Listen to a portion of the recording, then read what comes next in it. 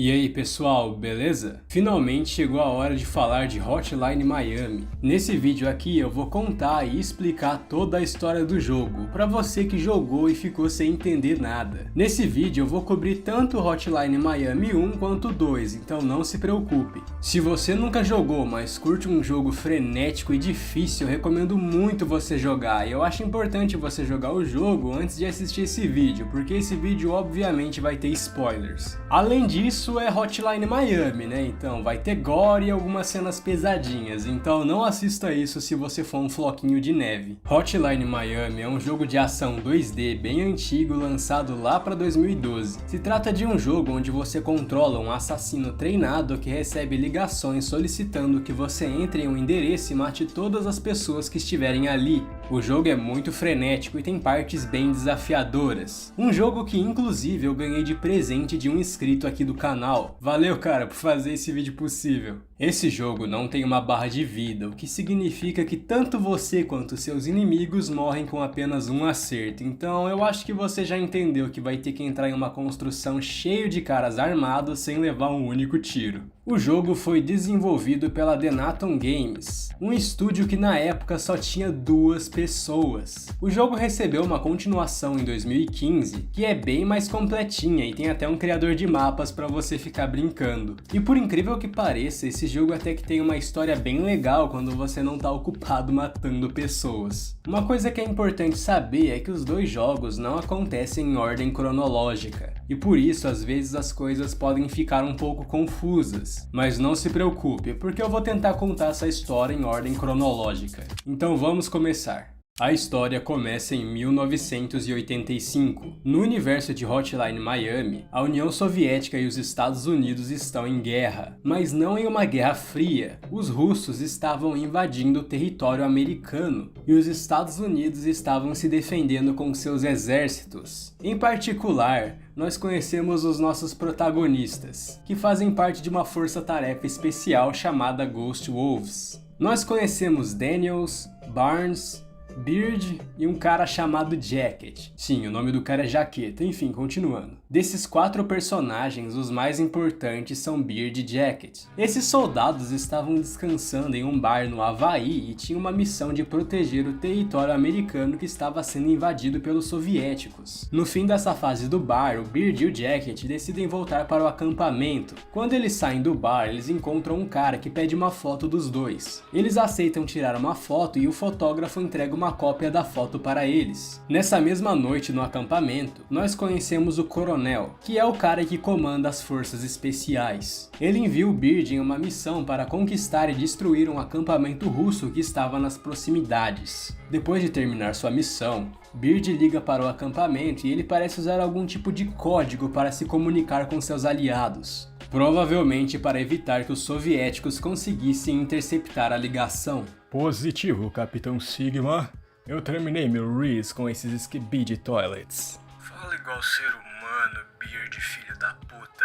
No fim dessa operação, eles conseguem capturar alguns prisioneiros e conseguem algumas informações dos soviéticos. 6 meses depois, os Ghost Wolves aparecem conversando em uma praia ainda no Havaí. Eles estão falando sobre o que vão fazer quando a guerra acabar e o Beard diz que quer fazer qualquer coisa que não envolva matar mais pessoas, enquanto o Jacket simplesmente não diz nada. Depois de conversar um pouco, Beard decide visitar o Coronel, que estava sozinho em sua sala. O Coronel diz para Beard que ele estava sendo promovido, mas ele não parecia muito empolgado com isso. Quando Beard pergunta se tá tudo bem, o Coronel revela que os Estados Unidos estavam perdendo a guerra. Isso explica porque ele estava tão deprimido. O Coronel ainda tenta animar o Beard, dizendo que depois dessa operação ele e seus amigos provavelmente iriam para casa. E depois disso nós temos mais uma fase do exército onde você tem que invadir um acampamento russo. No final dessa missão nós nos encontramos com um comandante americano que elogia o Beard por sua contribuição. Depois disso os Ghost Wolves são reunidos novamente e o Beard fala para eles que essa foi sua última missão e eles ficam até pensando em celebrar com umas bebidas. Porém, infelizmente, a felicidade deles não dura por muito tempo, já que o Coronel dá a eles uma última missão que seria...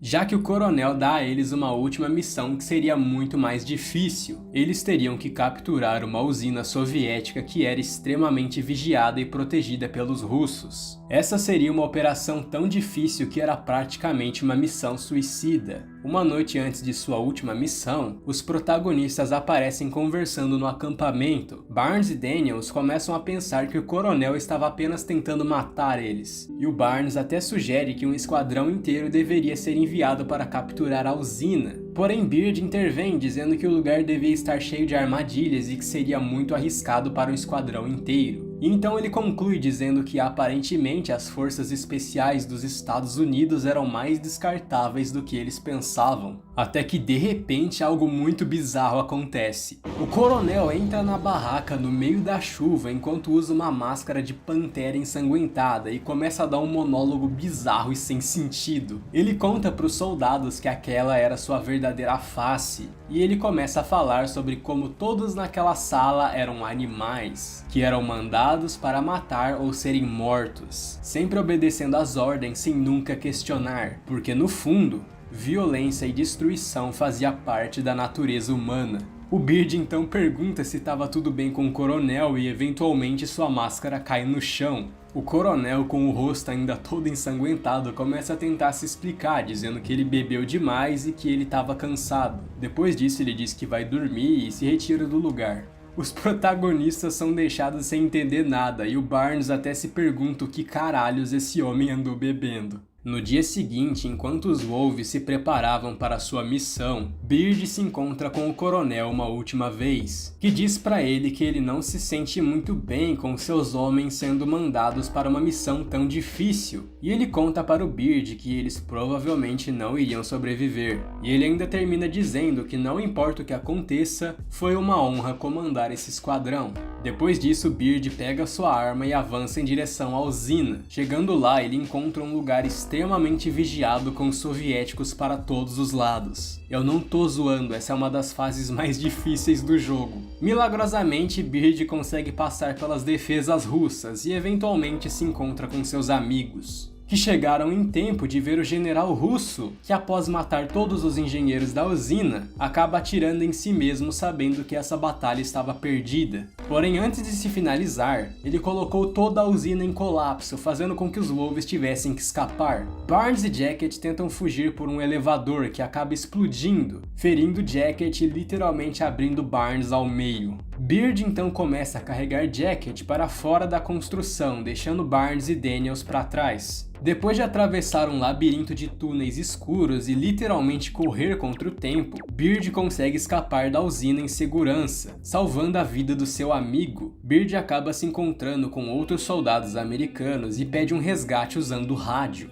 Jacket ainda tenta agradecer seu amigo por ter salvado sua vida, porém o Beard diz que não precisava agradecer e que era por conta da casa. Logo após isso, Beard pega aquela foto que eles tiraram há meses atrás e dá pro Jacket como uma recordação, e felizmente, o Jacket consegue sobreviver. Depois disso, os dois acabam sendo dispensados e vão para casa, enquanto Barnes e Daniels muito provavelmente morreram na usina. Jacket volta para seu apartamento em Miami, enquanto Beard vai para São Francisco. Ele até conseguiu um trabalho em uma lojinha exatamente como ele queria. Jacket e Beard continuam se comunicando frequentemente por ligações de telefone e continuam sendo bons amigos. Até que no dia 3 de abril de 1986, enquanto conversavam no telefone, Beard acaba percebendo uma movimentação estranha do lado de fora de sua loja.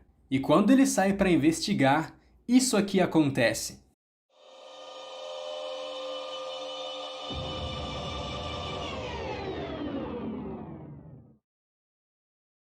Sim, é exatamente o que você está pensando. Os soviéticos detonaram São Francisco usando uma bomba nuclear, matando Beard e tirando milhares de vidas inocentes. Depois desse incidente, a guerra entre a União Soviética e os Estados Unidos chega ao seu fim. Com a implicação de uma vitória soviética, os dois países resolveram assinar um acordo de paz, no qual uma coalização seria criada entre os Estados Unidos e a União Soviética, para evitar que mais tragédias acontecessem. Alguns meses depois da criação dessa coalização, um grande número de imigrantes russos começaram a chegar nos Estados Unidos, incluindo muitos membros da máfia russa, liderados por um homem que era chamado de Father. A máfia russa começou a construir um verdadeiro império dentro dos Estados Unidos, começando um grande mercado de drogas em seus territórios, além de várias outras atividades ilegais. Sabe esses carinhas de roupa branca que você encontra no jogo? Eles são o pessoal da máfia russa.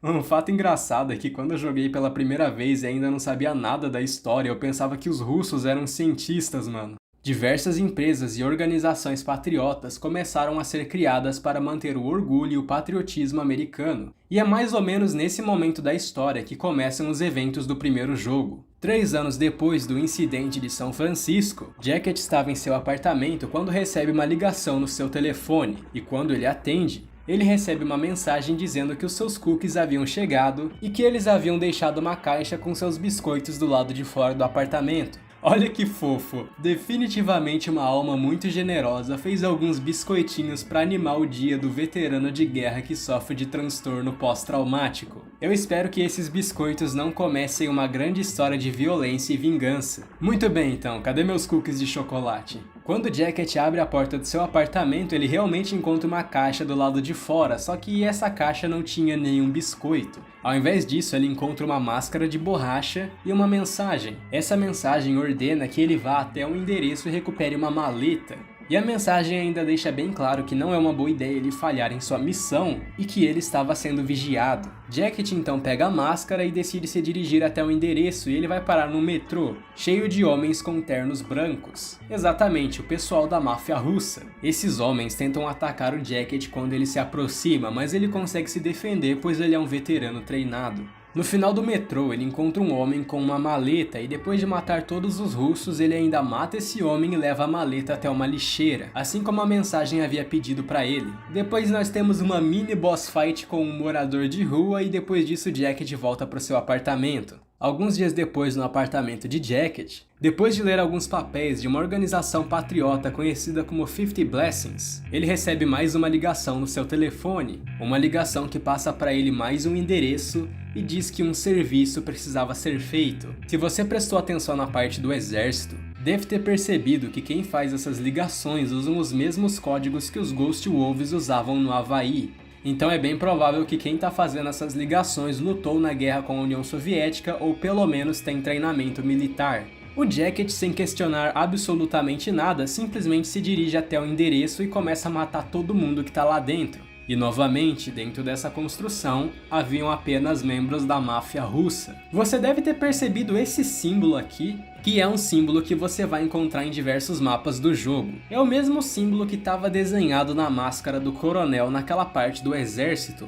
Mas o que esse símbolo está fazendo aí e o que ele significa? Acontece que o Jacket não era a única pessoa que estava recebendo essas ligações. Aproximadamente um mês antes do Jacket começar a receber essas ligações, um homem chamado Reacher já estava recebendo essas ligações também. Essas ligações, de forma bem discreta, pediam para ele ir até certos endereços e desenhar alguns símbolos no chão, que são exatamente os mesmos símbolos que você encontra pelo jogo. De início, Reacher não queria obedecer essas ordens, pois ele pensava que era apenas alguns trotes ou piadas de mau gosto. Porém, eventualmente, essas ligações começaram a ficar ameaçadoras, dizendo que coisas terríveis iriam acontecer se caso ele não obedecesse. Reacher era um homem que ficava em casa cuidando de sua mãe, que era debilitada e não conseguia viver sozinha. Até que um dia, Reacher decide sair de casa quando ele percebe que alguém queimou e destruiu completamente o seu carro. Depois disso, ele percebe que alguém deixou uma mensagem no seu telefone.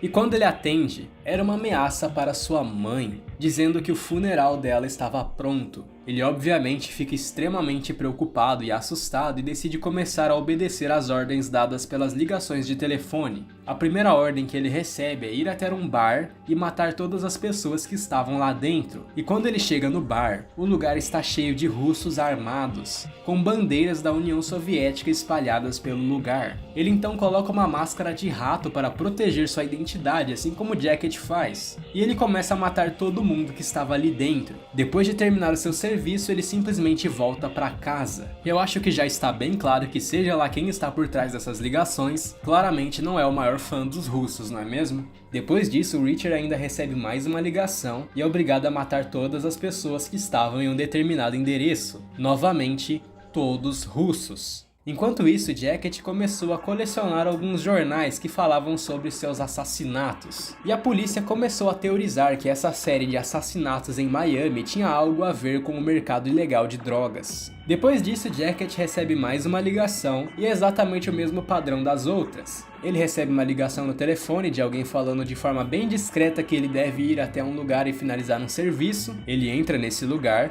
mata todas as pessoas que estão ali e vai embora. Nessa missão em especial, ele acaba encontrando um homem que usava uma máscara de borracha assim como ele. Esse homem provavelmente tinha sido capturado e morto pelos russos que estavam no lugar antes do Jacket chegar, o que indica que o Jacket e o Reacher não são os únicos que estavam recebendo essas ligações, e que havia outras pessoas que estavam sendo mandadas para esses lugares. No dia 25 de abril de 1989, Jacket recebe mais uma ligação. Ele vai até o local e mata todos os russos que estavam ali. Só que dessa vez, ele é obrigado a enfrentar um chefe, e depois de derrotar o chefe, ele encontra uma garota em um quarto que havia passado por coisas que eu nem posso descrever nesse canal sem ser banido. Só que ao invés de simplesmente matar essa garota igual ele sempre faz, ele decide resgatá-la e leva ela até o seu apartamento. Nesse mesmo dia, nós somos apresentados a mais um personagem principal, Jake.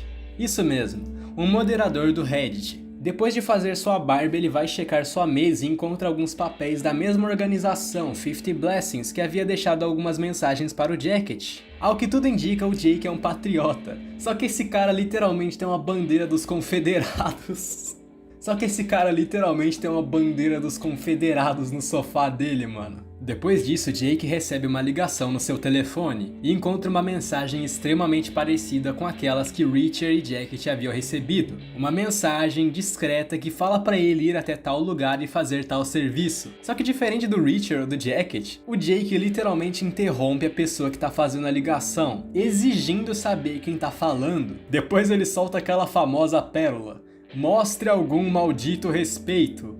E mesmo estando aparentemente muito frustrado com seja lá quem tá fazendo essa ligação, esse cara ainda assim decide ir até o endereço e fazer exatamente o que a ligação estava pedindo. Ele chega numa construção e após subir alguns andares ele descobre que o lugar estava cheio de russos armados, membros da máfia. E usando uma máscara de cobra para proteger sua identidade, ele começa a atirar em todo mundo. E eventualmente ele consegue matar todos os russos que estavam na construção. Ele encontra um homem de terno que estava conversando com um dos russos. Ele mata os dois e consegue recuperar uma maleta com dinheiro. E ele guarda para ele mesmo como uma recompensa pelo trabalho que ele fez. Algum tempo depois do Jake terminar o seu serviço, nós voltamos para o Jacket, que estava em seu apartamento, porém ele não estava mais sozinho. Ele havia resgatado aquela garota de antes, que agora aparentemente estava vivendo em seu apartamento com ele. Essa é a mulher mais segura do planeta, mano, ninguém vai mexer com ela mais. Enquanto ela tá dormindo no sofá, ele novamente recebe uma ligação com mais um endereço e mais um serviço que ele tem que completar. Ele encontra um lugar cheio de russos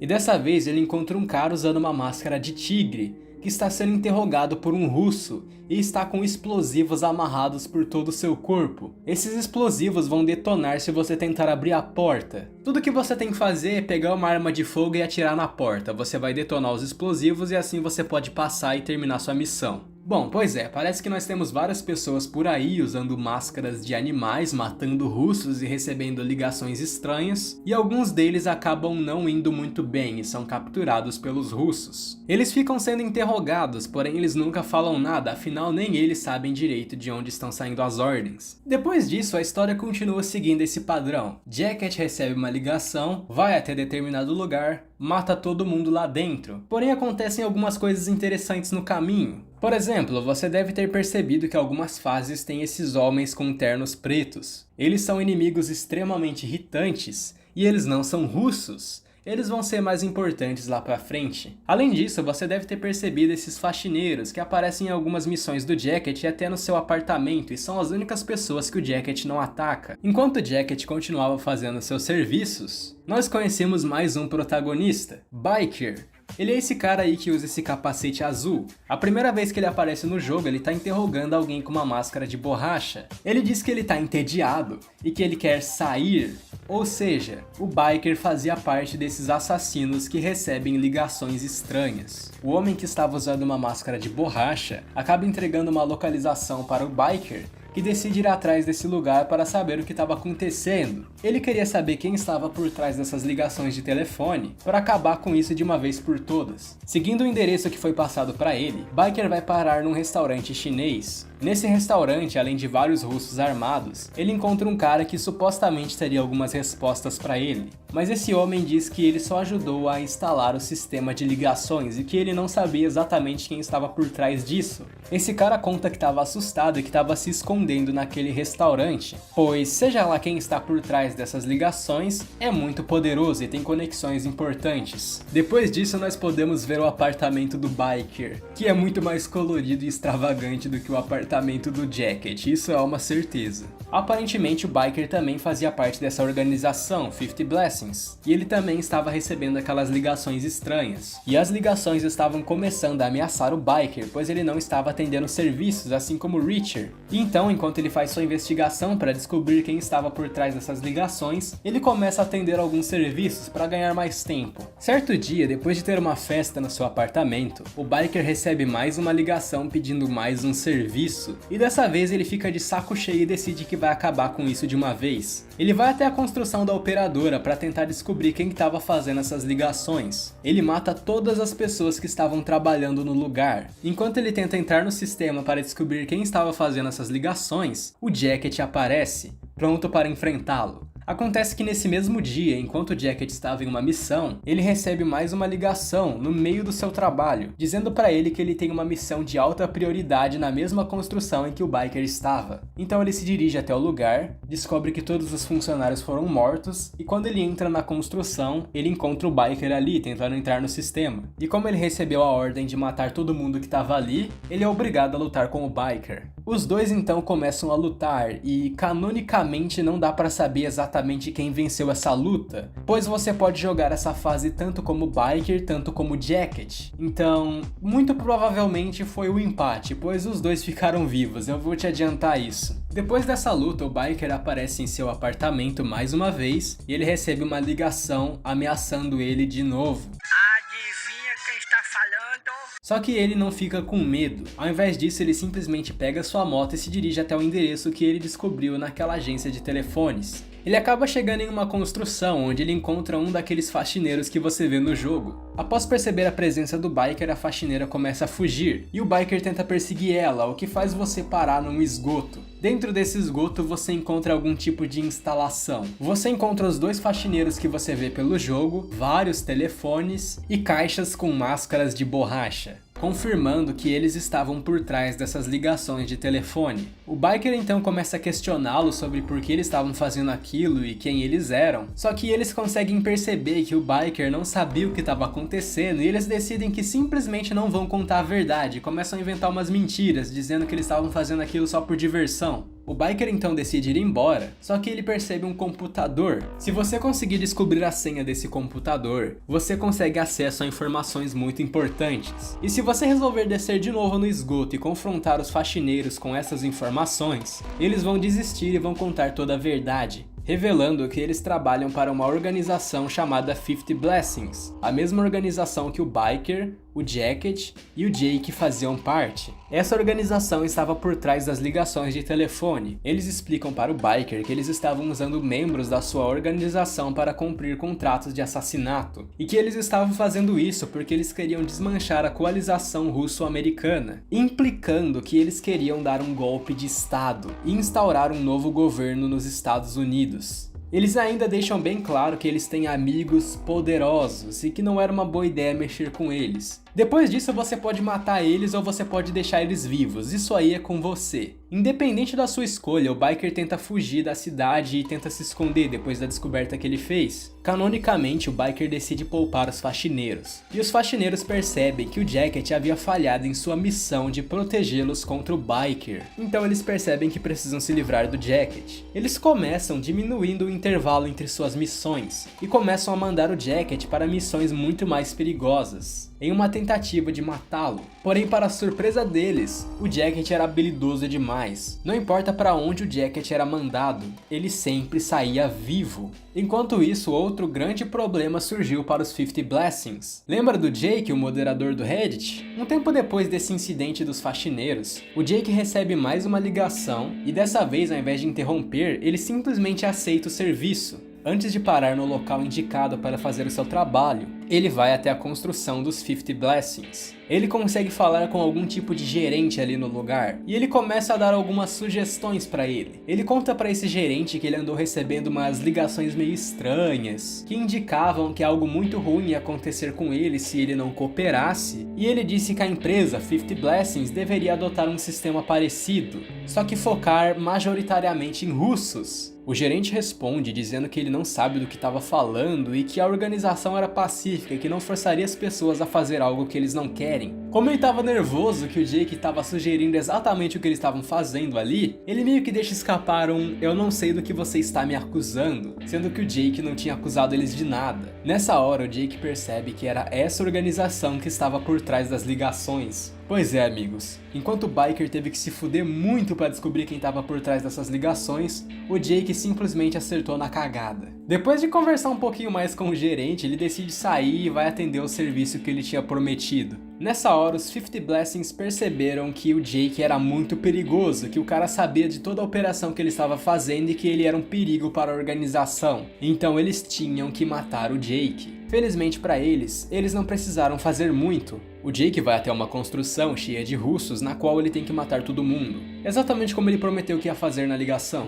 Essa é uma missão extremamente difícil e muito perigosa. Se você chegar no terceiro andar dessa fase e morrer, você não consegue mais reviver. Os russos simplesmente capturam o Jake e começam a interrogá-lo, até que eventualmente decidem matá-lo quando ele decide não contar nada sobre a organização. E se caso você for um good gaming da vida e conseguir passar essa fase extremamente difícil sem morrer, o Jake vai simplesmente se encontrar com o gerente dos 50 Blessings do lado de fora da construção e ele vai ser levado de volta para a construção principal, na qual ele vai ser assassinado pelo gerente. Então essa é uma missão que você meio que tem que morrer mesmo. E canonicamente, o Jake morreu para os russos. Depois desse incidente, o Jacket recebe uma ligação no seu apartamento, na qual ele tem que ir exatamente para a mesma construção que o Jake morreu. Você pode até encontrar o Jake nessa construção, cara. Os 50 Blessings ainda estão tentando matar o Jacket. Eles veem o Jacket como um perigo. Percebendo que o Jacket não ia simplesmente morrer assim tão fácil, eles decidem usar outra estratégia.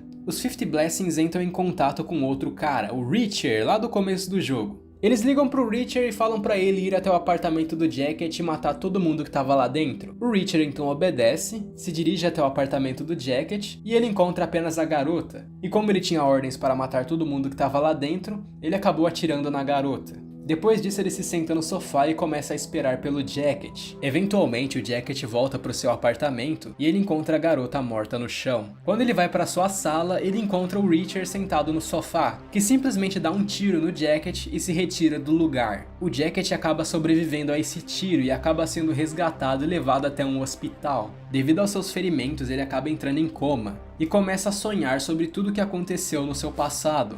Durante o jogo você vai ter várias alucinações estranhas ou coisas que não fazem sentido. Por exemplo, no começo do primeiro jogo, toda vez que você termina uma missão, antes de ir pra casa, o Jacket vai encontrar o Beard trabalhando em alguma loja aleatória. O que não faz o menor sentido, pois o Beard estava morto. Isso é basicamente uma ilusão causada pelo coma do Jacket. É nessa parte que você conhece aqueles 3 personagens que aparecem no começo do primeiro jogo. Eles explicam que vão guiar você por suas memórias, e eles estavam se referindo a esse coma. Basicamente, boa parte do primeiro jogo são apenas as memórias do Jacket. Eventualmente ele acorda do seu coma, começando aquela fase de stealth do hospital que você tem que fugir e voltar para o seu apartamento. Depois de fugir do hospital, Jacket volta para seu apartamento que estava completamente sujo e abandonado. Ele então pega suas roupas de volta e decide ir para a prisão para se vingar de Reacher, o homem que matou a garota. Depois de matar vários policiais dentro da prisão, eventualmente ele chega até Reacher, que estava trancado numa cela. Reacher pede desculpas pelo que ele fez com a garota e conta que ele estava seguindo ordens, e diz que ele não tem respostas para o Jacket. Depois ele ainda pergunta se o Jacket também estava recebendo ligações estranhas. Reacher até considera implorar por sua vida, mas ele sabia que o Jacket não ia mudar de ideia. Então o Jacket simplesmente finaliza o Reacher ali mesmo. Depois disso, ele vai até uma mesa com documentos da polícia que poderiam ter algumas informações sobre o que estava acontecendo. Como a gente já sabe, quem estava por trás dessas ligações era a organização patriota 50 Blessings. Mas o Jacket estava tão furioso e cego por vingança que ele simplesmente assumiu que os russos estavam fazendo as ligações, mesmo que isso não fizesse o menor sentido. Afinal, para que os russos iriam fazer ligações para ele, passando a localização deles pro Jacket? Basicamente, a morte do Beard tinha afetado muito o Jacket, e ele atribuía a culpa de tudo que aconteceu aos russos. Por isso que ele sempre seguia as ordens das ligações, porque ele sabia que essas ligações focavam nos russos, e dessa forma ele sentia que estava vingando a morte de seu amigo. Tudo que ele queria era apenas uma desculpa para continuar matando mais russos. Ele nunca se importou de verdade para quem estava por trás das ligações. Tudo que ele queria era vingar a morte do seu colega. Depois de visitar algumas bases da máfia russa e de coletar algumas informações, o Jacket consegue entrar numa construção que está cheio de russos e eventualmente ele chega no andar onde estava Father. Isso mesmo, aquele cara que eu falei lá do começo que comandava a máfia russa de Miami. E aí nós temos a boss fight final do jogo, onde Jacket enfrenta Father. Depois de ser derrotado, o Father simplesmente pega uma arma e atira em si mesmo, para não dar o gosto da vitória pro Jacket. Um fato interessante é que se você cometer o erro de ficar do lado do Father quando ele vai atirar em si mesmo, o tiro vai atravessar o Father e vai pegar no Jacket, e você pode morrer por causa disso, tá? Já aconteceu comigo. Depois da morte do Father, ele recebe uma ligação de um homem que aparentemente estava no andar de cima. Depois disso, Jacket pega a arma do Father e sobe no andar de cima, no qual ele encontra um idoso que estava sentado numa cadeira de rodas. Esse cara é meio que o chefão da máfia russa. Ele é o cara que manda em tudo. De início ele ainda tenta questionar o que o Jacket estava fazendo ali, só que quando ele percebe a arma na mão do Jacket, ele já sabia exatamente o que ia acontecer. E ele simplesmente aceita o seu destino. Ele sabia que o Jacket não ia mudar de ideia. E o Jacket faz exatamente o que você está esperando. Ele assassina o homem e depois se dirige até a varanda do local. Ele joga sua máscara para longe, acende um cigarro e depois ele pega uma foto em sua mão. É a mesma foto que ele tirou com o Beard no Havaí. E depois de olhar para a foto uma última vez, ele simplesmente solta a foto e ela voa para longe. Isso simboliza o fim da vingança de Jacket, e agora tudo havia acabado para ele. Depois dos incidentes do primeiro jogo, a máfia russa ficou completamente devastada, e eles perderam quase todos os territórios que tinham para o cartel colombiano, que começou a tomar conta das atividades ilegais do local. Algumas horas depois de cometer seu último massacre, a polícia acaba encontrando Jacket na mesma construção, e ele é levado até a prisão sem mostrar nenhuma resistência. Na prisão nós encontramos Reacher também. Parece que de alguma forma ele sobreviveu ao incidente com o Jacket. E nós também encontramos os faxineiros de antes que passam na prisão para falar com o Reacher, dizendo que eles o serviu bem. Pouco tempo depois disso, o julgamento de Jacket começa e ele é levado até a corte para ser julgado pelos seus crimes. O nome de Jacket ficou extremamente conhecido por toda a cidade. Inclusive, um estúdio de filmes começou a fazer uma produção chamada Midnight Animal, um filme que é baseado nas ações de Jacket. Esse filme faz parte do prólogo do segundo jogo. Nesse filme, ao invés de usar uma máscara de galo igual o Jacket usava, o assassino usa uma máscara de porco e ao invés de matar russos, ele mata adolescentes. Nesse filme, as ligações de telefone que o assassino recebe na verdade são alucinações da cabeça dele, quando na verdade as ligações que o Jacket recebiam eram ligações reais. O ator principal que interpreta o assassino nesse filme é Martin Brown. Eu não vou focar muito nesse cara porque ele não é muito importante para a história, é basicamente um filler que tem ali no segundo jogo, né? A história de verdade começa na prisão com Jacket e Reacher. Algo inexplicado acontece na prisão e todos os prisioneiros começam a fugir. No meio deles estava Reacher, que eventualmente consegue um disfarce e ele acaba sendo resgatado da prisão após ser confundido com um oficial que estava trabalhando lá dentro. Enquanto Jacket nem tentou fugir, ele provavelmente nem se importa. Em 25 de outubro nós conhecemos mais um personagem, o detetive Pardo. Ele aparece num restaurante lendo alguns jornais sobre o julgamento de Jacket. Até que ele decide sair e ele para em uma loja local e simplesmente começa a matar todo mundo que estava ali dentro. Obviamente todo o caos que rolou dentro dessa loja chamou a atenção da polícia. E quando ele é parado pelos oficiais, ele mostra o seu distintivo mostrando que ele era um detetive, e por conta disso os policiais deixam ele ir. Depois desse incidente, o detetive é chamado em uma construção que estava cheia de investigadores observando um corpo. Alguém foi assassinado no lugar, e aí a gente descobre que o Pardo está investigando um cara chamado de Mutilador de Miami. É basicamente um cara que mata pessoas aleatórias de forma bem brutal e não deixa pista alguma. E no Halloween de 1991 nós conhecemos mais personagens. Nós conhecemos um grupo de personagens que são conhecidos como os fãs. Nós conhecemos Alex, Mark, Ash, Tony e Corey.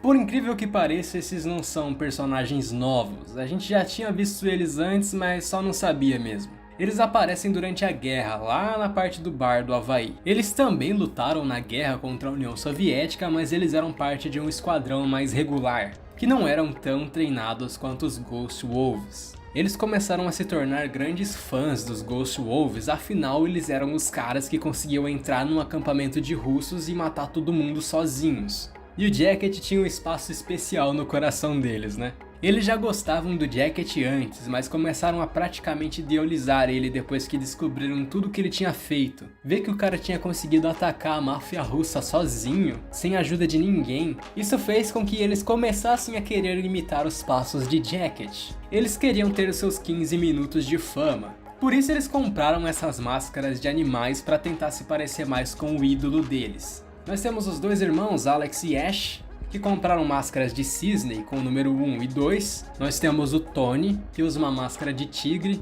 Ele simplesmente tá ali porque ele gosta de violência. Ele quer ver a ação acontecer e é por isso que ele faz parte desse grupo. Ele inclusive diz que essa máscara que ele usa já foi usada pelo próprio Jacket. Pois é, como vocês podem ver, esses caras são meio doidinhos. Eles são o tipo de gente que se conseguissem tocar no Jacket eles não iam mais lavar a mão, velho. Nós tínhamos Mark, o cara grandão que usa uma máscara de urso, e por fim, Corey, ou Corey, uma garota que usa uma máscara de zebra. Como eles estavam loucos para ter seus 15 minutos de fama, eles começaram a se organizar. Eles pegaram um salão que eles usavam para sair e se divertir e transformaram em algum tipo de base. Eles instalaram vários telefones no local, na esperança de receber alguma ligação, assim como aconteceu com o Jacket. Porém, depois que o Jacket foi preso, os 50 Blessings pararam de fazer as ligações, então eles não receberam nenhuma. Enquanto eles estavam em uma festa de Halloween, eles simplesmente se cansaram de ficar esperando e decidiram ir atrás de seus próprios objetivos. Essa festa tá incrível. Eu amo essa gente. Eu tive uma ideia, Mark. Por que nós não distribuímos presentes amorosos para gangsters nas ruas para que eles tomem um bom rumo com suas vidas? Essa é uma ótima ideia, Tony. Vamos lá, eu deixei os presentes na van. Eles vão para sua van e param em um local aleatório e começam a atacar um grupo de gangsters que estavam ali. E depois de terem conseguido matar um monte de gangster e criminosos aleatórios que eles encontraram numa construção aí no meio da rua, eles saíram para comprar pizza para comemorar, mano. Pois é, quando eu joguei o segundo jogo pela primeira vez, o comportamento dos fãs me deu a impressão de que eles eram adolescentes, mas na verdade a maioria deles já tem mais de 25 anos, não se esqueçam que eles lutaram numa guerra. Enquanto os fãs estavam distraídos fazendo coisas de adolescentes de 28 anos, o julgamento do Jacket estava acontecendo, e no meio desse julgamento tava um cara chamado Ivan Rai. Esse cara é muito legal, mano, eu gosto muito dele. Ele é o mesmo cara que tirou aquela foto do Beard do Jacket lá no Havaí, bem no começo do vídeo. E ele basicamente está escrevendo um livro sobre tudo o que aconteceu. Um livro que fala sobre o Jacket e a máfia russa. E no meio do julgamento, o Evans começou a pensar que não fazia muito sentido a máfia russa ficar colocando o Jacket para matar seus próprios membros. Ele sentia que tinha algo mais por trás e obviamente ele estava se referindo aos 50 Blessings, só que ele não sabia disso ainda. Então ele tinha que dar um jeito de descobrir tudo. Ele basicamente pede ajuda pro Pardo, perguntando se ele tinha alguém que ele podia conversar para pegar mais informações, de preferência alguém da máfia russa. E depois de conversar um pouco, ele consegue convencer o Pardo e o Pardo acaba dando a ele um nome, Petrov. Ele passa a localização de onde encontrar esse cara e o Ivan decide ir atrás desse tal de Petrov para descobrir o que aconteceu. Do lado de fora da corte dá pra ver 2 dos fãs protestando na frente da corte por causa do Jacket. Esses caras são verdadeiros fanboys, mano. Os caras estavam ali defendendo um psicopata, velho. Do outro lado tava o Biker, ele mesmo. O Biker tinha ido assistir o julgamento do Jacket. O Ivan então entra no carro e vai parar no endereço dado por seu amigo Pardo. Ele pede para entrar e falar com o Petrov, mas um russo que estava vigiando o lugar não deixa ele entrar. Nisso o Ivan fica muito puto e ele vai para cima do russo que estava ali vigiando e acaba matando o cara sem querer. Ele entra na construção para pedir ajuda, só que os russos não estavam a fim de conversa. Os russos tentam atacar o Ivans e o Ivans tem que se defender. A parte legal do Ivans é que, diferente de quase todos os personagens que você joga nesse jogo, ele não é um assassino treinado ou um veterano de guerra. Ele é simplesmente um escritor que quer muito terminar o livro dele, então ele não tem treinamento nenhum. Como o Ivans é bonzinho, ele não mata os inimigos, ele só nocauteia eles e deixa eles no chão. Porém, se você ficar insistindo em bater em um inimigo que já tá no chão, o Ivans vai ativar o modo agressivo dele e vai se transformar no personagem mais brutal do jogo, mano. É muito legal esse personagem. O Ivan também não pode usar armas de fogo. Se ele tentar pegar uma arma, ele vai simplesmente tirar o carregador da arma e jogá-la pra longe. Ou seja, meus amigos, todo mundo gangster até o Ivans não tirar o carregador da arma. Ele continua dentro da construção com os russos ali tentando matar ele e ele eventualmente consegue chegar no Petrov.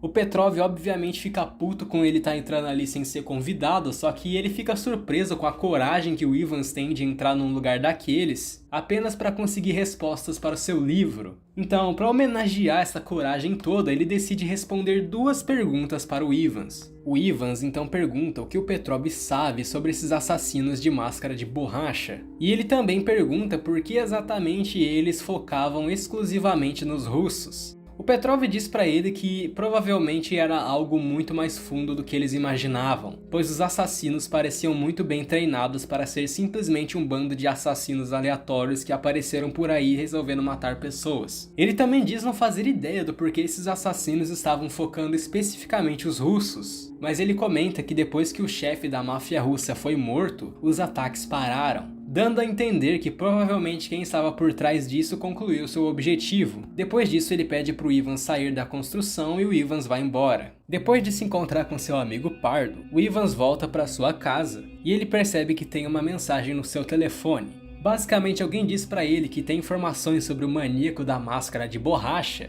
e oferece dar essas informações em troca de $200. E o Ivans decide ir atrás desse cara. No meio do caminho nós temos uma cutscene que eu acho que é importante eu explicar porque provavelmente vocês não entenderam muito bem quando viram isso no jogo. Que é basicamente toda a cutscene onde aparece esse personagem aqui. Não, esse não é o Jacket, o nome desse personagem é Richard. Ele não é quem tá usando a máscara, ele é a máscara. Não se sabe muito bem quem ele é, como ele surgiu ou como ele faz essas coisas, mas ele é basicamente um personagem sobrenatural. Ele geralmente aparece do nada, começa a julgar as ações dos protagonistas, e aí de repente ele solta algo que ainda vai acontecer. Ele aparece várias vezes durante o jogo, e em nenhum momento é explicado muito bem o que ele é exatamente. E normalmente ele simplesmente desaparece sem aviso nenhum, da mesma forma que ele aparece. No meio dessa viagem que o Ivan estava, o Richard aparece e começa a conversar com ele sobre a sua família. Ele basicamente conta pro Ivans que o Ivans estava colocando o trabalho dele acima de tudo, até mesmo da própria família. Se você analisar a casa do Ivans, vai perceber que ele tem uma esposa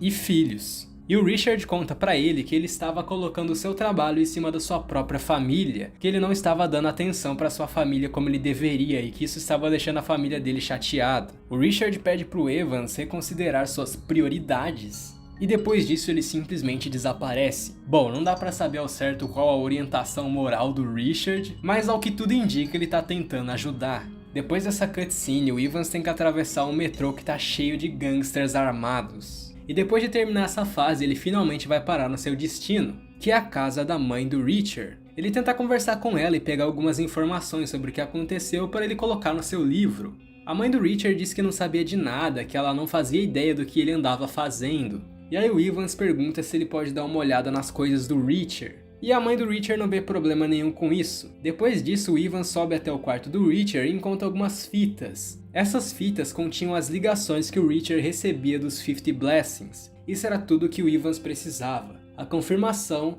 de que realmente houveram ligações que estavam incentivando as pessoas a cometerem esses crimes. Depois de coletar essas fitas, o Evans decide passar no bar na qual ele tinha combinado de se encontrar com aquele estranho que ligou pra ele. Chegando no bar, no qual você pode encontrar todos os protagonistas do jogo inclusive, você encontra o biker do primeiro jogo. Era o biker que tinha ligado pro Evans. Basicamente o Evans se senta com o biker e o biker começa a falar tudo o que ele sabe. Ele fala sobre a pesquisa que ele fez, ele fala sobre como foi matar os russos, sobre as ligações estranhas que ele andava recebendo, e ele diz que havia algo muito grande por trás disso tudo, e que no final ele teve que fugir para outra cidade, pois ele estava com medo de ser caçado. Porém, o Evans acaba não acreditando no biker, achando que ele estava apenas muito bêbado e não estava falando nada com nada, então ele decide não acreditar no que o biker estava dizendo. Só resta voltar para casa. No dia 18 de novembro de 1991, nós conhecemos o melhor personagem desse jogo. Sun, o filho do primeiro líder da máfia russa,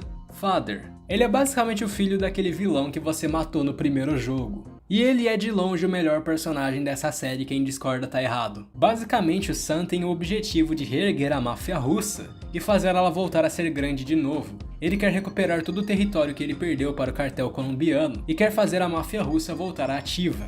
Aliás, isso é extremamente importante para essa história, mas o Sun tem uma coleção de AK-47 e um tubarão dentro de casa. Nós também conhecemos o Henchman. O Henchman é meio que o braço direito do Sun. E o Henchman quer sair, ele não quer mais fazer parte da máfia. Basicamente ele diz que ele tá se sentindo meio mole, que ele não gosta mais de ficar machucando as pessoas desse jeito. E por incrível que pareça, o Sun não tenta impedir ele. Ele simplesmente aceita e diz que estava tudo bem, que o Henchman podia sair do seu serviço. Entretanto, o Sun pede que o Henchman faça um último serviço, que basicamente envolve entrar em uma construção cheia de gangsters e matar todo mundo. O Sun também estava trabalhando numa nova droga, que ele acreditava que ia conquistar o mercado de drogas ilegais. E ele até deu uma dessas de presente pro Henchman. No final de sua missão, depois de matar todos os gangsters que estavam na construção, o Henchman acaba encontrando uma grande bolsa cheia de dinheiro. Ele decide ficar com todo o dinheiro para ele mesmo, como uma recompensa por seu último serviço. Quando ele tenta sair da construção, ele é confrontado pelo último sobrevivente da gangue. E o Henchman decide poupar esse sobrevivente e simplesmente vai embora com o dinheiro. Depois disso, o Henchman volta para sua casa e fala com a sua namorada. Ele diz para ela que ele saiu do seu trabalho e que ele tem um presente para ela, mas que primeiro ele vai se deitar porque ele estava muito cansado. Ela entende numa boa, ele vai pro seu quarto, esconde a bolsa de dinheiro debaixo da cama e vai dormir.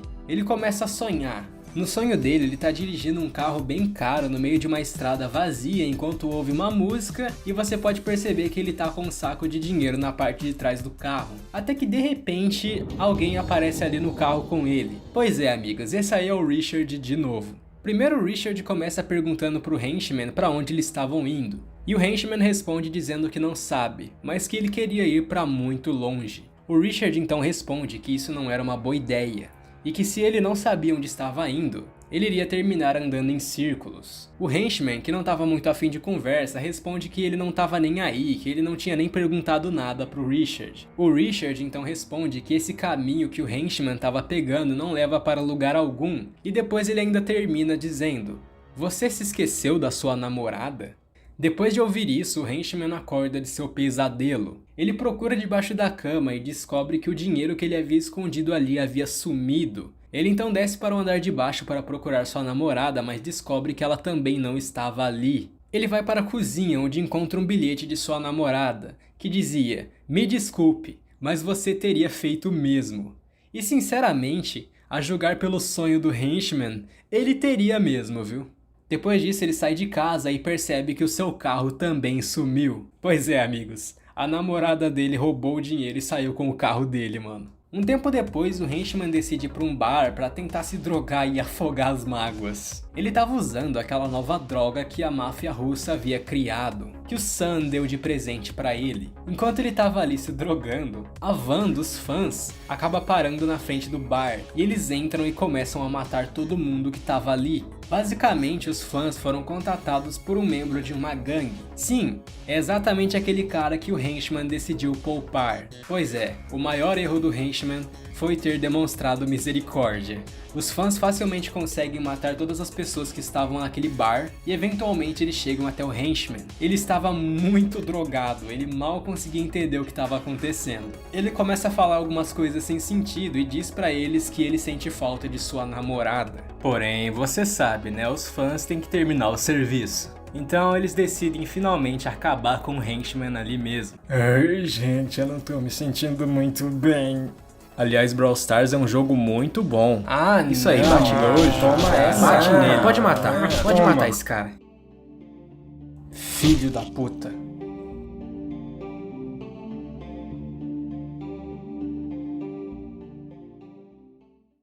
Eu acho bem interessante essa parte do jogo porque ela mostra a ironia da violência mesmo. Eu tenho certeza que alguns de vocês ficaram meio tristes quando tiveram que matar o henchman porque ele tinha uma historiazinha antes disso, né? E é meio triste ver ele morrer assim. Até porque os diálogos dele indicavam que ele não era tão assassino assim quanto os outros personagens desse jogo. Só que ao mesmo tempo que você pode se sentir mal por ele, você não se sente mal por matar todas as outras pessoas que estão presentes ali no lugar e também tem uma história. Isso é simplesmente genial. E no dia 27 de novembro de 1991, nós voltamos para o Evans. Como vocês já sabem, o Evans está em uma investigação para descobrir quem estava por trás das ligações de telefone dos assassinatos de 1989. E durante toda a sua história, ele só consegue avançar na sua investigação pois ele fica pedindo favores para o seu amigo Detetive Pardo. Isso mesmo, o cara que entrou numa loja aleatória e resolveu matar todo mundo porque sim. Basicamente o Ivan sabe de algo muito comprometedor sobre o Detetive Pardo e ele fica usando isso para conseguir favores. Um desses favores que ele conseguiu no dia 27 foi ter conseguido acesso aos pertences do Jake. Aquele cara gordão que usava uma máscara de cobra e que já morreu. Infelizmente, ele acaba não encontrando nada e depois o Detetive Pardo pede desculpa, dizendo que ele sente muito que ele não conseguiu encontrar o que queria, mas que agora chega de favores. E o Evans aceita, diz que tá tudo bem, que não precisava mais de favores porque o Pardo já havia feito muito por ele. Só que nessa mesma noite, o Evans acaba tendo um sonho no qual ele encontra uma pista entre os pertences de Jake. Usando essa pista que ele encontrou, ele consegue acesso a um endereço. E nesse endereço ele encontra a construção dos 50 Blessings. Isso mesmo, aquela mesma construção que o Jake visitou em 1989. A construção está completamente abandonada e muito diferente do que ela costumava ser. Existem várias camas espalhadas pelo lugar e, ao que tudo indica, esse lugar estava sendo usado como algum tipo de esconderijo ou base. E pelas paredes altamente reforçadas do lugar, pode-se entender que esse lugar também funcionaria como algum tipo de bunker. Se aventurando um pouco pela construção, eventualmente você vai encontrar uma sala que possui várias pessoas usando máscaras de borracha. Dessa vez o Ivan estava mais perto do que nunca de descobrir toda a verdade.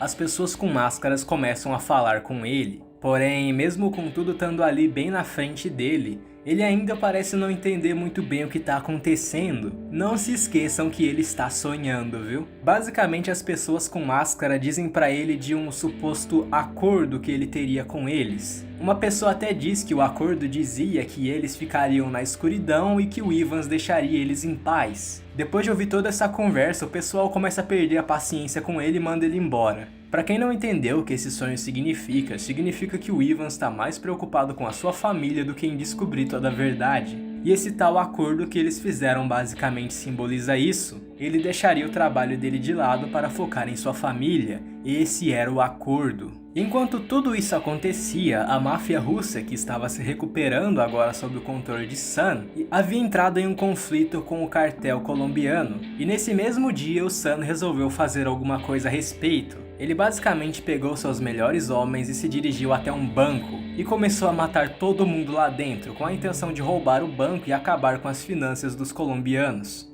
Depois de matar vários seguranças e colombianos que estavam ali, o Sun consegue entrar em uma sala que estava cheia de dinheiro e também um dos seus homens mortos. Em uma parte escura dessa sala, ele acaba encontrando 3 personagens que a gente já viu antes. São os vilões do primeiro jogo, incluindo o pai e o avô de Sun, que tinham sido mortos no primeiro jogo. O Sun fica sem entender nada e começa a perguntar o que eles estavam fazendo ali. Porém, o seu pai simplesmente responde dizendo que eles não estavam ali. E ele responde com a mesma pergunta, o que o Sun estava fazendo ali. E o Sun simplesmente responde que ele queria fazer o seu pai orgulhoso. Porém, o Father responde dizendo que isso não importa, que não fazia diferença e que o Sun não havia mudado nada, que ele era igualzinho seu pai. E que ele não iria perceber isso antes que fosse tarde demais. Logo depois de falar isso, a guarda-costas que estava atrás do avô de Sun coloca uma máscara nele. E aí está ele de novo, o Richard. O Richard basicamente fala pro Sun que o seu pai tinha razão, que o Sun ainda não entendia o que estava acontecendo e que nada importava mais. E que não havia absolutamente nada que o Sun pudesse fazer. O Sun até tenta se defender, só que antes que ele pudesse dizer qualquer coisa, o Richard interrompe ele, dizendo que eles não estavam ali. E depois ele conclui dizendo que na verdade nem o Sun estava ali. E depois disso a tela simplesmente escurece. Você é beta, Sun. É verdade, cara, você é muito beta. Algum tempo depois nós voltamos para o detetive Pardo, que depois de fazer uma pequena investigação na casa de um dos fãs, ele decide ir até um porto que estava sendo controlado pelo cartel colombiano. A polícia estava planejando fazer uma invasão no lugar, só que o Pardo simplesmente falou, quer saber, vou fazer eu mesmo. E ele invadiu o porto sozinho e conseguiu matar todos os colombianos que estavam ali. Mano, o detetive Pardo é um personagem que ele não liga pra merda nenhuma, mano. Esse cara simplesmente não liga mais. Aliás, isso não é relevante pra história, mas eu quero deixar bem claro que essa fase do porto é muito bullshit, velho. É uma das fases que eu mais morri, sem zoar. Depois dessa fase do porto, o detetive Pardo vai pra mais uma cena de crime. Aparentemente, o mutilador de Miami teve outra vítima. No dia 14 de dezembro, nós vamos para a base principal dos russos, no qual Sun está discutindo sobre um plano que ele tem para acabar de vez com os colombianos. E o plano genial do Sun é simplesmente invadir a base dos colombianos sozinho. Vocês estão entendendo agora porque eu gosto desse personagem, mano? Pois é, ele basicamente invade a construção completamente sozinho, até que eventualmente ele chega no escritório principal, no qual ele encontra vários colombianos armados e o suposto líder do cartel. O cartel diz pro Sun se render, que não tinha o que ele fazer, só que o Sun fica dizendo que na verdade ele planejou tudo. E ele começa a contar até 10, dizendo que na verdade era o cartel que tinha que se render. Enquanto o Sun tá contando até 10, os homens dele haviam escalado a construção. Isso mesmo, o cara planejou tudo. E quando ele finalmente termina de contar até 10, os seus homens abrem fogo, matando todos os colombianos do cartel. Alguns dias depois do cartel ter sido derrotado pelos russos, nós voltamos para o Ivan. Ele estava em sua casa trabalhando e, ao que tudo indica, as coisas não estavam muito boas para ele. Se lembram quando o Richard avisou a ele que se ele continuasse focando demais no seu trabalho, sua família poderia deixá-lo? Pois é, isso realmente aconteceu. A esposa dele basicamente foi embora e levou as crianças. Enquanto ele continuava trabalhando na sua história, ele recebe uma ligação e quando ele atende, é o Richard, o cara da máscara de rato que matou a namorada do Jacket. Basicamente, o Richard diz pro Evans que ele tem muitas informações valiosas e que ele está disposto a trocá-las por uma passagem de avião. E o Evans concorda com essa troca justa e começa a ouvir toda a história de Richard. Richard começa a contar absolutamente tudo o que ele sabe. Ele fala sobre as ligações de telefone, sobre os assassinatos, as ordens estranhas que ele recebeu, ele fala sobre o Jacket, ele fala sobre tudo o que ele sabe. Ele explica também como ele escapou da prisão depois de ter sido preso, e ele conta para o Evans que agora ele estava vivendo no Havaí. E ele explica que a passagem de avião que ele precisa não é para ele, sim para sua mãe, pois ela estava doente e ele queria cuidar dela. Todas essas informações eram extremamente valiosas para o Evans, era tudo o que ele precisava para terminar sua história. Então basicamente o Evans agradece o Richard por tudo. Porém, ele também acaba percebendo uma mensagem deixada em sua mesa. É basicamente um bilhete que foi deixado por sua esposa. Sua esposa basicamente diz que as crianças sentem muita falta do Evans e que ela sente também. e que ela queria poder consertar as coisas. Porém, para isso, o Evans precisava mudar. Ele precisava parar de dar mais atenção para o seu trabalho do que para sua família. A mensagem também diz para o Evans ligar quando ele terminar de ler. E agora você tem que fazer uma escolha. Você pode escolher andar até o escritório e continuar escrevendo sua história. Se fizer essa escolha, o Evans vai basicamente sacrificar sua família para conseguir terminar o seu livro. Ou você pode andar até o telefone e ligar para a esposa de Evan, no qual ele vai sacrificar o seu livro e a sua história para consertar as coisas com sua família. Essa escolha é o jogador que faz, e independente do que você escolher, o Evans vai cumprir a sua promessa de pagar uma passagem de avião para o Reacher. Depois disso, nós voltamos para os fãs. Basicamente, o Mark chegou no esconderijo dele com novas máscaras. Ele pede para os seus amigos experimentar as máscaras para ver como elas são, e quando eles colocam, o Richard aparece de novo. Só que dessa vez o Richard não fala nada para o Mark especificamente. Ele simplesmente parece estar conversando com alguém e fica falando sobre um telhado. Depois disso, o telefone toca e é revelado que na verdade o Mark estava alucinando. O telefone que estava tocando na verdade era um celular que eles haviam roubado do Henchman. Basicamente, o Sun estava pensando em fazer uma festa para comemorar a vitória contra o cartel. E ele pensou em convidar o Henchman, pois o Sun não sabia que o Henchman estava morto. Então, meio que sem querer, eles acabam passando a localização da base principal da máfia russa para os fãs. Isso não pode acabar bem. Isso era exatamente o que os fãs queriam. Eles queriam receber uma ligação de telefone que direcionasse eles até um lugar cheio de russos. Exatamente como acontecia com o Jacket. Então eles ficam super animados que eles vão finalmente participar de uma missão de verdade e eles vão até o endereço. Eles começam a invadir o lugar, em uma das minhas fases favoritas do segundo jogo. Eles haviam combinado de escapar pelo telhado, o que inclusive nos lembra das alucinações que o Mark estava tendo antes. Alex e Ash são os únicos que conseguem chegar no telhado e eles ficam ali esperando por seus amigos. Bom, mal sabiam eles que seus amigos estavam mortos. Bom, basicamente o Sun estava em sua sala e ele estava usando aquela nova droga que ele havia criado. Como a gente já viu com o Henchman, essa droga é muito potente. E bom, vamos dizer que o Sun exagerou um pouquinho. Ele ficou tão drogado, mas tão drogado, que ele começou a ver seus próprios homens como demônios. E ele basicamente saiu pela construção matando tudo que entrava em seu caminho. Eu nunca vi um personagem tão drogado assim, mano. Não, eu não quero! Basicamente, enquanto ele estava matando todo mundo, ele acabou matando não só os seus homens, como também os fãs. Como ele estava muito louco, ele enxergava os fãs como animais. Ele via Mark como um urso pardo que estava devorando seus homens, que ele consegue matar usando uma arma que estava ali perto. Depois ele aparece em uma sala na qual ele encontra Corey, que ele vê como uma zebra, que ele tem que atingir com um revólver. E por fim ele encontra Tony, que ele vê como um tigre gigante e ele acaba atirando no Tony usando uma espingarda. Até que eventualmente ele chega no telhado e ele encontra Alex e Ash, que são na verdade o último chefe do jogo. Ele tá tão louco que ele enxerga Alex e Ash como um cisne gigante de 2 cabeças. Alex e Ash servem como o último chefe do jogo. E é bom você matar eles o mais rápido que você puder, porque olha isso, mano. Enquanto na visão do Sun ele tava lutando uma boss fight de nível Dark Souls, o que realmente aconteceu é que ele simplesmente chegou no telhado e atirou nos dois. Depois de derrotar o chefe, ele encontra uma grande pista de arco-íris e ele decide começar a andar por essa pista. Sim, se você é um pouco mais ligeiro, você entendeu que ele na verdade não tá em uma pista de arco-íris e que ele pulou do prédio. Isso explica o que o Father e o Richard estavam tentando dizer pra ele. Ele não iria mudar até que fosse tarde demais. E não ironicamente, o seu fim foi causado por sua própria droga.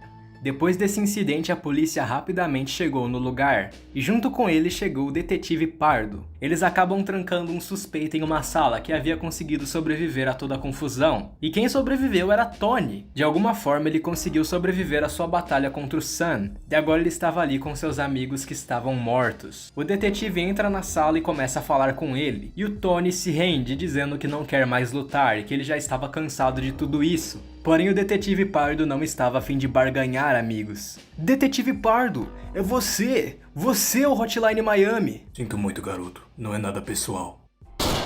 Pois é, basicamente o detetive Pardo não quis poupar a vida do Tony e atirou nele mesmo quando ele já tinha se rendido. E ele ainda mentiu para a polícia, dizendo que na verdade o Tony tinha avançado nele e ele teve que se defender. Na cena do crime também estava o corpo de Sam. Como a gente já viu, ele meio que pulou do prédio enquanto ele pensava estar andando numa pista de arco-íris. Com a invasão da base russa e a morte de Sam, acabou de vez a máfia russa de Miami. Alguns dias depois, o detetive Pardo vai para mais uma investigação sobre o mutilador de Miami.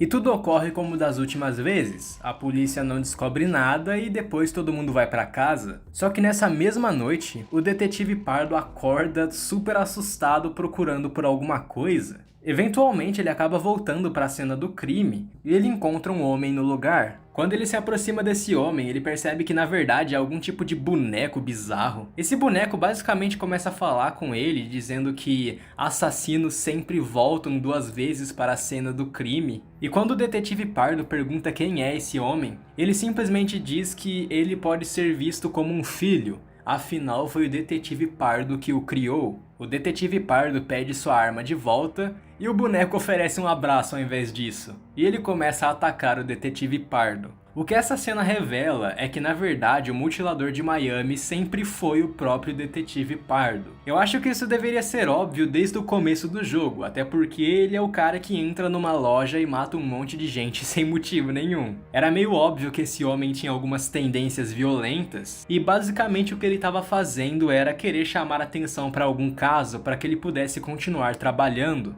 A razão dele ter atirado no Tony, mesmo quando o Tony havia se rendido, a razão dele ter invadido a base dos colombianos sozinho, tudo foi uma tentativa para conseguir fazer a mídia dar mais atenção para o mutilador de Miami. Em diversos momentos das cenas do crime, ele vai falar algumas coisas bem suspeitas, como por exemplo dizer que o mutilador de Miami provavelmente está matando pessoas porque não estão dando atenção para ele. E o motivo dele estar tão preocupado dessa vez, ao ponto de estar alucinando desse jeito, é porque dessa vez ele deixou evidências físicas de que ele é o mutilador de Miami. E a polícia poderia usar essas pistas que ele deixou para prendê-lo. Depois de ter alguns pesadelos sobre ser preso e matar policiais, ele acaba acordando em seu quarto, onde ele recebe uma ligação do departamento da polícia. Basicamente, eles chamam ele para a delegacia, dizendo que precisavam dele por lá, mas ele acaba recusando, dizendo que não estava se sentindo bem, porque ele acreditava que na verdade ele iria ser preso. Ele simplesmente desliga o telefone, começa a barricar sua porta e fica enchendo a cara esperando a polícia entrar na casa dele para prendê-lo. Parece que o detetive Pardo teve o que merecia.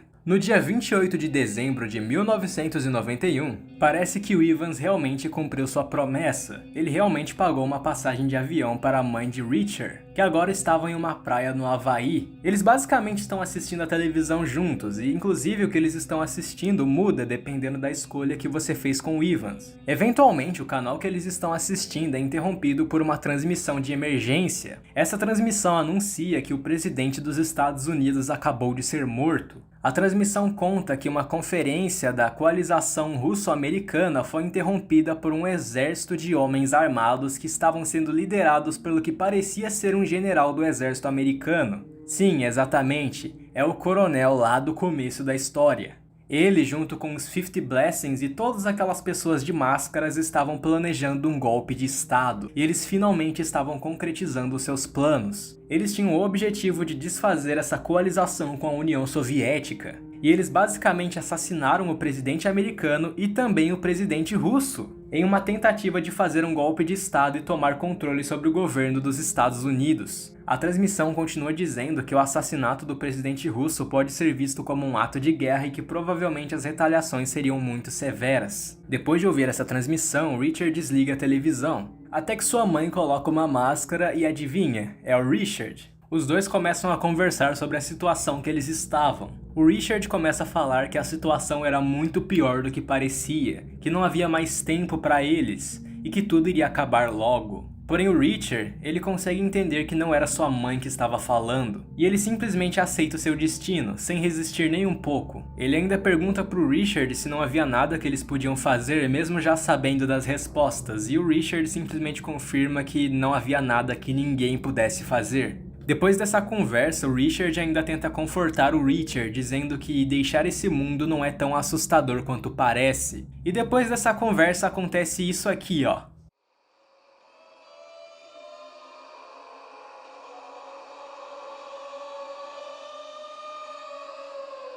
A União Soviética realmente fez retaliações muito pesadas. Eles lançaram bombas nucleares em diversas áreas dos Estados Unidos. Depois disso, enquanto os créditos estão rolando, nós podemos ver todos os outros personagens que ainda estão vivos e eles também morrem nas explosões, indicando que Miami também foi atingida pelas bombas nucleares. E eu não sei se vocês lembram, mas a construção dos 50 Blessings se parecia muito com um bunker, não é?